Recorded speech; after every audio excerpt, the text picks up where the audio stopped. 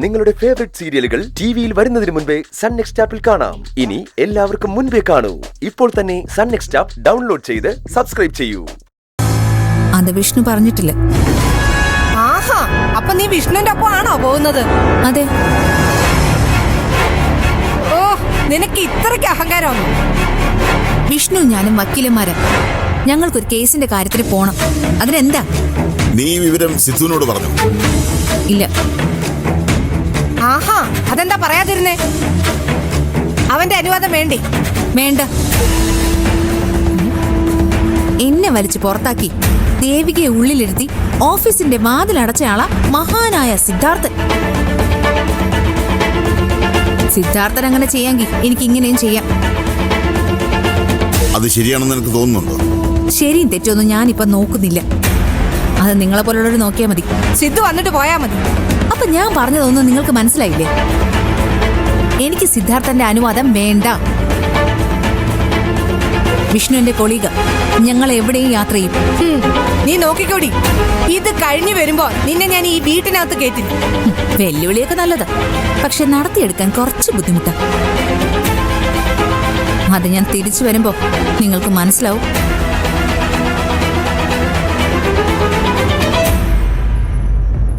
അച്ഛൻ എന്താ ഒന്നും മിണ്ടാതിരുന്നേ? ഇതിങ്ങനെ വിട്ടാൽ ശരിയാവുന്ന അച്ഛന് തോന്നുന്നുണ്ടോ? ഇതിനേക പരിഹാരം ഡിവോഴ്സാണ്. അത് ചെയ്യേണ്ടത് സിദ്ധു. ഞാൻ ഇപ്പൊ തന്നെ അവനെ വിളിച്ച് പറയാൻ പോവാ. ഈ വിവരം അവൻ അറിയണം. അവിടെ അഹങ്കാരം ഞാൻ ഇന്നത്തോട് തീർത്തു തരാം.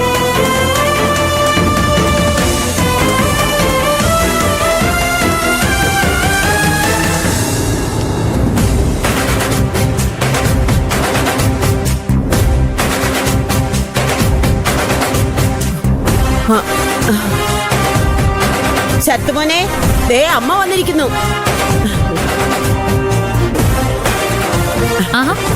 ഇതെന്താ അഭയാർത്ഥിയെ പോലെ? ഇതില് നിങ്ങൾ ഇടപെടണ്ട. വേണ്ടെങ്കിൽ വേണ്ട, ഞാൻ അകത്തേക്ക് വെക്കണം. നിങ്ങൾ അമ്മയും മോനും തമ്മിലായിക്കും. അമ്മേ ഒന്നു വന്നു.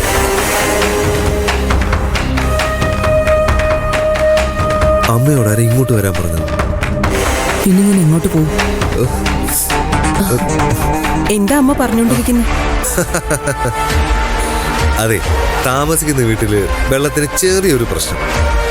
കലക്കവെള്ളേ, അത് പറ്റാത്തോണ്ട് അമ്മ വീട് വിട്ടു വന്ന. കുളിക്കാൻ പോലും പറ്റുന്നില്ല. അല്ലേ അമ്മേ? അമ്മ എന്നെ വിളിച്ചിരുന്നു. പെട്ടെന്ന് എങ്ങനെയാ ഒരു പുതിയ വീട് ശരിയാക്കാൻ പറ്റുന്നത്? ഞാനാ പറഞ്ഞത് പുതിയ വീട് ശരിയാക്കുന്ന വരെ ഇവിടെ നിൽക്കാൻ. അതിനെന്താ, നിക്കാലോ. അല്ലമ്മേ, ഇത് ദേവികയുടെ വീടാണല്ലോ. അവരെന്തെങ്കിലും തടസ്സം പറയുമോന്നാ?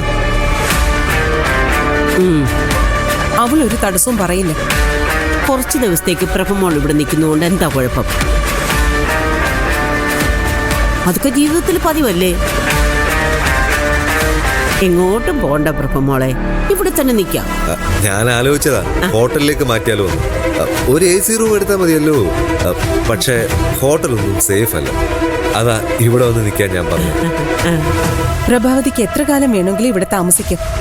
ആരും ഒന്നും പറയില്ല. ഞാനൊരു ബുദ്ധിമുട്ടായിട്ട് തോന്നിയ അപ്പൊ പറയണം, മാറിത്തരാം.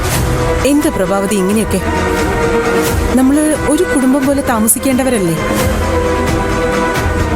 അല്ല ദേവിക, അവളുടെ കാര്യം എനിക്ക് വിട്ടേക്ക്. അവളെ കാര്യങ്ങൾ പറഞ്ഞ് ഞാൻ മനസ്സിലാക്കിക്കോളാം. ഒരു കണക്കിനെ പ്രഭമോൾ ഇപ്പൊ ഇവിടെ വന്നത് നന്നായി. എന്തായാലും കല്യാണം നടക്കാൻ പോവല്ലേ. ഓരോ കാര്യങ്ങളും നമുക്ക് ഒരുമിച്ച് ആലോചിക്കാമല്ലോ. അതെ, വന്ന കാലിൽ തന്നെ നിൽക്കാതെ അകത്തേക്ക് വാ. വാ പ്രഭമോൾ വാ.